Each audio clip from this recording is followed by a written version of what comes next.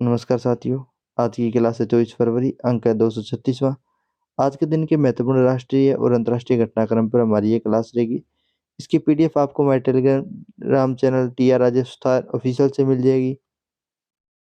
एक टेलीग्राम होता है, एक ग्राम में इंस्टाग्राम होता है, उस पर भी हम मिलते हैं।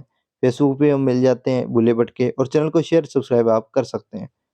रीट मुख्य परीक्षा 2023 के सभी अभ्यर्थियों को पूरे एम्बिशन ग्रुप एजुकेशन परिवार की तरफ से हार्दिक शुभकामनाएं। ये शुभकामनाएं हम राज्य सरकार को भी देना चाहते हैं। ईश्वर राज्य सरकार को इतनी शक्ति दे कि वो कल का एग्जाम बिना किसी बाधा के, बिना किसी लीकेज के, बिना किसी पेपर आउट की समस्याओं के करवा पाए।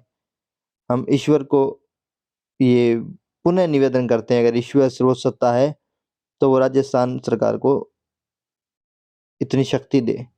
Institute of life sciences ILS साथियों, भुवनेश्वर ने मलेरिया के लिए एक दवा बनाई है। जापानी बुखार में भी ये कारगर है। डॉक्टर अरुण नागराज और उनकी टीम द्वारा ये निर्मित है साथियों।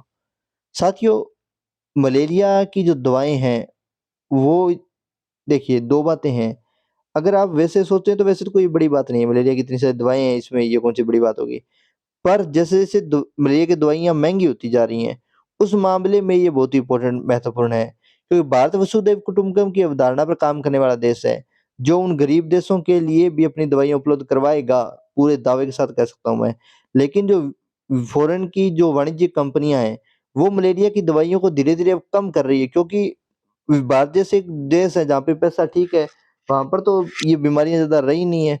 मतलब ज्यादा है रही नहीं है, मतलब ये नहीं कि भारत में खत्म हो गए, भारत में अभी भी इसका प्रकोप खूब है।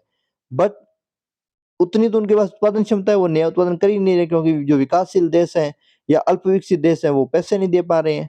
जहां मेजर समस्या है वहां वो सप्लाई नहीं करते हैं। जर्सेस ब्लू साथियों, ये एक प्रकार की तितली है साथियों, जबलपुर मध्य प्रदेश में देखी गई है। इस प्रजाति की तितली दुनिया भर में अमेरिका के फ्लोरिडा में 1941 में देखी गई थी, जिसके बाद इसे विलुप्त मान लिया गया था। क्राफ्ट द रिडीमर साथियों, ब्राजील के रियो डी जनेरियो में कोर्कोवाडो पर्वत पर स्थित है। क्राफ्ट द रिडीमर ये विश्व के 7 अजूबों में शामिल है, ब्राजील के कोर्कोवाडो पर्वत पर, रियो डी जनेरियो में। आकाशीय बिजली गिरने के कारण चर्चा में, क्योंकि इस पर आकाशीय बिजली गिरती रहती है, लेकिन ये इतना स्ट्रांग है कि झेल लेता है।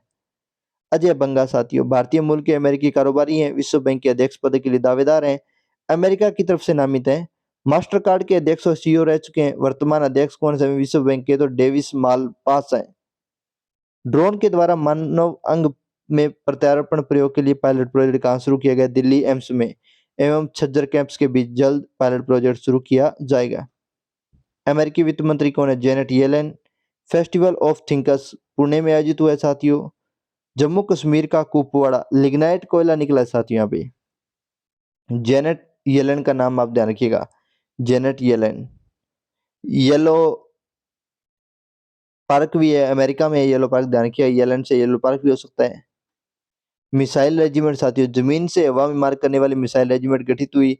कमान का मुख्यालय कोलकाता में। डीआरडीओ द्वारा स्वदेशी रूप से विकसित पहली मध्यम दूरी की जमीन से हवा में मार करने वाली मिसाइल से लैस होगी ये मिसाइल रेजिमेंट साथियों। पूर्वी कमान के पास है इसका पूरा नेतृत्व है, और पूर्वी कमान का मुख्यालय कोलकाता में है। L-70 लाइट फील्ड गन है साथियों, जिसके लिए बटर बम बनाए जा रहे हैं स्वीडन की कंपनी नमो के सहयोग से जबलपुर में। जमीन पर एक विशेष स्थिति में रखने पर 5 किमी की ऊंचाई पर उड़ते हेलीकॉप्टर, हवाई जहाज, टोही विमान को नेस्तनाबूद कर सकता है L-70।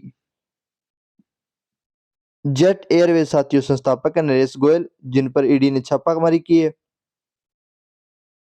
सोशल स्टॉक एक्सचेंज साथियों, देश के दिग्गज एक्सचेंज एनएसई द्वारा सेबी से मंजूरी ली गई है। किसके लिए, सोशल स्टॉक एक्सचेंज के लिए। ये एसएसई एनएसई के प्लेटफॉर्म पर अलग से श्रेणी के रूप में लॉन्च किया जाएगा। एसएसई सामाजिक उद्यमियों को सामाजिक पहलों के लिए पैसा जुटाने के लिए विकल्प उपलब्ध करवाएगा। एनरॉन संकट साथियों 2001 में हुआ था। चर्चा में क्यों है, क्योंकि एनरॉन संकट की तुलना ब्लूमबर्ग जो अभी हिडनबर्ग रिपोर्ट आई थी अडानी ग्रुप से की गई है। अमेरिका की दिग्गज ऊर्जा कंपनी थी एनरॉन कॉरपोरेशन में लेखा घोटाला उजागर हुआ था, जिसके एनरॉन संकट कहा जाता है। कृषि नवाचार मिशन AIM-4C साथियों, अमेरिका एवं यूएई की तरफ से लॉन्च किया गया था नवंबर 2021 में। भारत भी अब इस कृषि नवाचार मिशन में शामिल हुआ है साथियों। ओमान को हवाई क्षेत्र अब खोल दिया गया साथियों। इजरायली विमान के लिए इसराइल के प्रधानमंत्री है बेंजामिन नेतन्याहू हैं, जिन्होंने इसका कदम का स्वागत भी किया है और इसे बड़ा कदम बताया है। और इसी के साथ हमारी आज की क्लास यही समाप्त होती है। चैनल को शेयर कीजिए, सब्सक्राइब कीजिए। जय हिंद, जय भारत साथियों।